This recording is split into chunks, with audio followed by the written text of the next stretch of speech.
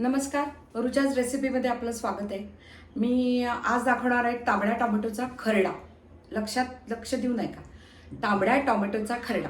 आणि हिरव्या टोमॅटोची चटणी वगैरे आपण खूप ऐकलंय, पण हा जो तांबड्या टोमॅटोचा खरडा आहे, द मोस्ट फेमस रेसिपी आहे माझी.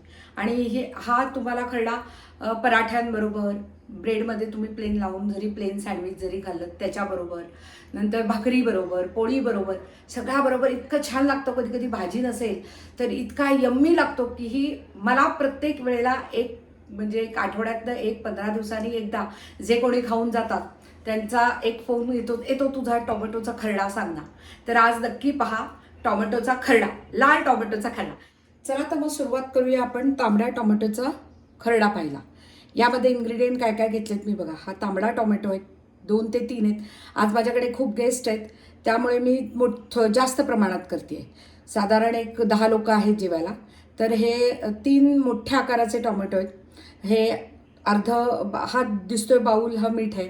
एवढ्या मिरच्या घेतलेल्या आहेत मी. खरडा आहे म्हणजे आपल्याला मिरच्यांची गरज आहे. आणि कोथिंबीर जर तुम्हाला देठासकट देठ जास्त वापरता आले, कोथिंबीरीची देठ, तर अतिशय अजून चव भारी लागते. मी मॅक्सिमम देठ कव्हर केलेले आहेत आणि त्याचबरोबर हा पाला पण घेतलेला आहे. आता तुम्ही बघा, मी रेसिपीला सुरुवात करते.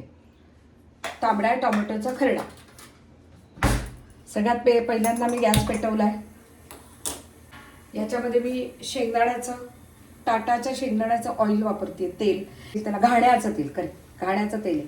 हे छान चवीला फार सुंदर लागतं.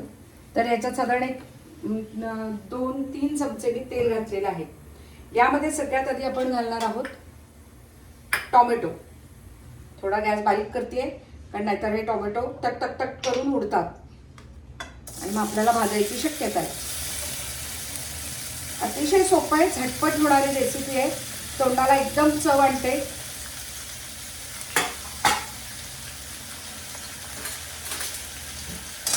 ही रेसिपी मला माझ्या मावशींनी शिकवली. करोना काळामध्ये त्या पुढं सोडून गेल्या, त्यामुळे त्यांची माझी परत भेट झाली नाही, पण ही रेसिपी मात्र मला त्या देऊन गेल्या.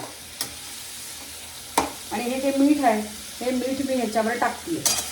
म्हणजे काय होतो, हा टोमॅटो पटकन शिजतो, फार वेळ लागत नाही या रेसिपीला.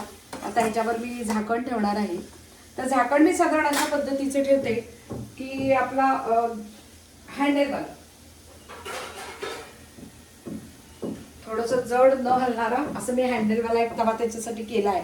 कारण मला ते साणशी, नंतर ते ताट सगळं गडबडतं. माझा हात थरथरतो ना डायबिटीसमुळे, त्यामुळे मग हे पकडायला मला सोपं पडतं. त्यामुळे आता मी याला चांगली वाफ देऊन घेते. असं त्याला छान पाणी सुटलंय.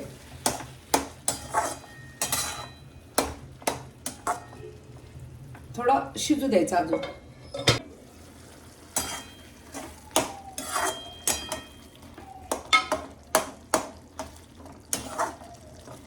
आता साधारण ह्याला हे जेवढं पाणी सुटलंय ना, या पाण्यामध्ये जर तुम्ही लसूण आणि हिरवी मिरची टाकली तर तो छान शिजून निघतो.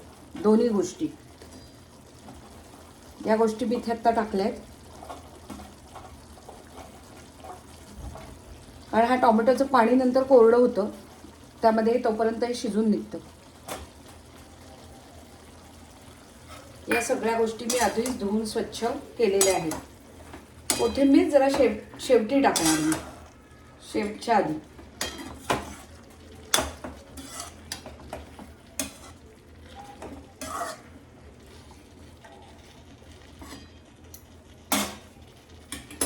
जेवणात जर तुम्ही कधी चिकन केलंय किंवा मिसळ केली आहे किंवा काय असं काहीतरी मेन जो हिरो मेनू असतो किंवा जी हिरो रेसिपी असते, तिला हा ठेचा मागे टाकतो.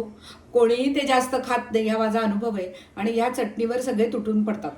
कारण मिरच्या अशा शिजवल्यामुळे, लसूण असा, त्याचा एक प्रकारचा तिखटपणा कमी होतो. आणि मी तिखटच मिरच्या वापरलेल्या आहेत. जर तुम्हाला त्या वापरायच्या नसतील आणि त्या कमी तिखटाच्या मिरच्या वापरायच्या असतील तरी काही प्रॉब्लेम नाही, पण हे छान लागतं. मी थोडा गॅस मोठा करते.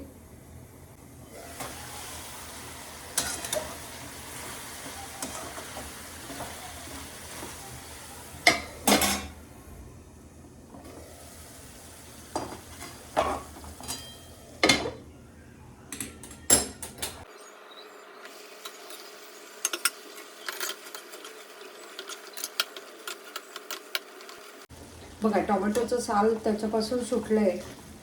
आता हे जे पाणी, ह्या पाण्यामध्येच हे शिजवायचं आहे. अजून एक वाफ दिली की मी त्याच्यानंतर ती सगळी कोथिंबीर यात घालणार आहे. आणि देठं जर तुम्हाला मिळाली आणि कोथिंबीर कमी असेल तरी नो प्रॉब्लेम. देठाची पण चव खूप वेगळी आणि छान लागते. म्हणजे कोथिंबीरीची देठं फेकून द्यायचं काहीच कारण नाही आहे.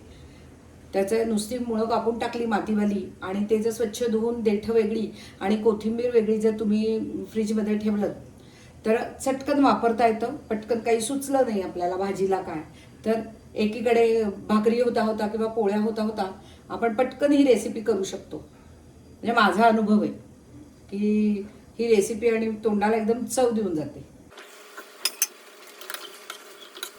आता ह्याच्याबरोबर मी ही सगळी कोथिंबीर टाकते. ती धुवून स्वच्छ आधी कोरडी करून ठेवली होती. मला सवय आहे, तर कोथिंबीर वगैरे पालेभाज्या आल्या की त्या निवडायच्या, धुवायच्या, त्या सुती कपड्यावर वाळवायच्या आणि फ्रीजमध्ये ठेवायच्या. म्हणजे सकाळी टिफिनला वगैरे गडबड होत नाही आणि अर्ध्या तासाच्या आत छान टिफिन तयार होतो.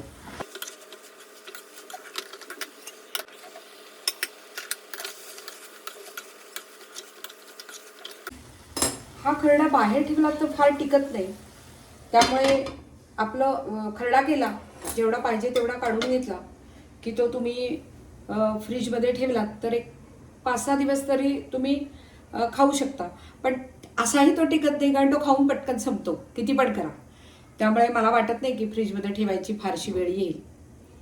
पण ज्यांना ऑफिसला जायचं आहे, ज्यांना डब्यात न्यायचं आहे, ते फ्रीजमध्ये ठेवून दुसऱ्या दिवशी नेऊ शकतात.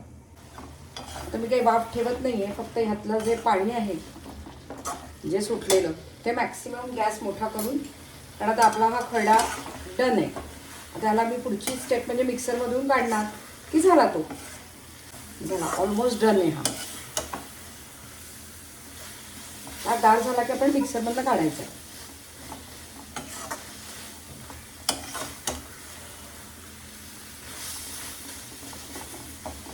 तुम्ही बघू शकता हा डन झालेला आहे. मी आता गॅस बंद करते आणि तो थंड होण्यासाठी एक 5 मिनटं वाट बघते. तो थंड झाला की मी मिक्सर बंद काढेन. आता हा खूप 10 जणांसाठी बनवलेला असल्यामुळे याला आत्ता करेक्ट 16 मिनटं झाली. 16 मिनटामध्ये हा डन आहे. मिक्सर बंद काढायला साधारण 1 मिनिट.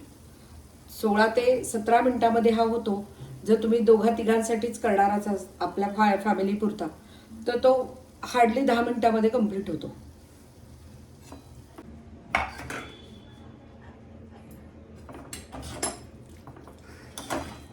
आता मी याला मिक्सरच्या जारमध्ये टाकते.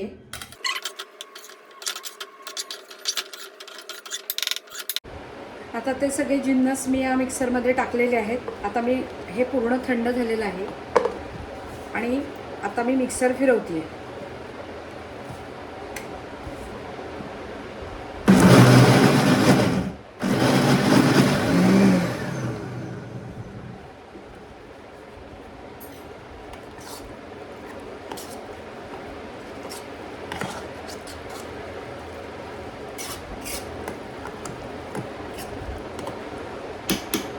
याचं टेक्स्चर बघा तुम्ही, बारीक पाहिजे अजून.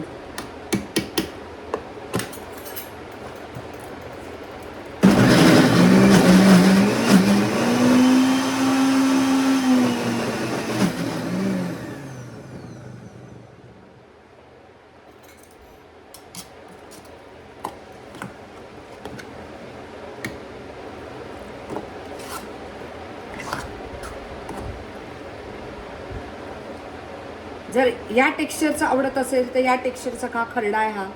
त्यामुळे खरडलेला, आता एवढं काही खरडणं मला पॉसिबल नाही आहे, पाटा वरवंटा वगैरे माझ्याकडे नाही आहे, त्यामुळे मी मिक्सीचा वापर करते. हे असं आहे. पण तुम्हाला जर बाबा सँडविचमध्ये टाकायचं आहे किंवा नुसत्या ब्रेडला लावायचं आहे तर ह्याची अजून पेस्ट केली तरी छान लागते. मी थोडीशी अजून पेस्ट करणार आहे, थोडीशी.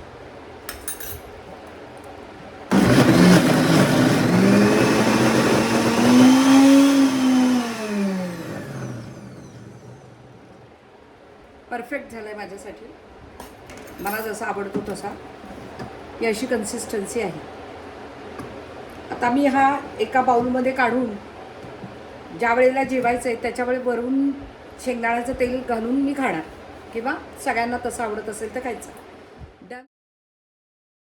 तुम्हाला माझा चॅनल जर आवडत असेल तर सबस्क्राईब करा, बेल आयकन दाबा आणि मॅक्झिमम शेअर करा. म्हणजे तुम्हाला माझ्या नवीन नवीन रेसिपीज बघायला मिळतील, ज्या माझ्या अगदी हृदयाच्या जवळ आहेत. मला खाण्याचं फार वेळ आहे, त्यामुळे मी सतत काही ना काही नवीन नवीन ट्राय करत असते. तर सबस्क्राईब करायला विसरू नका. धन्यवाद.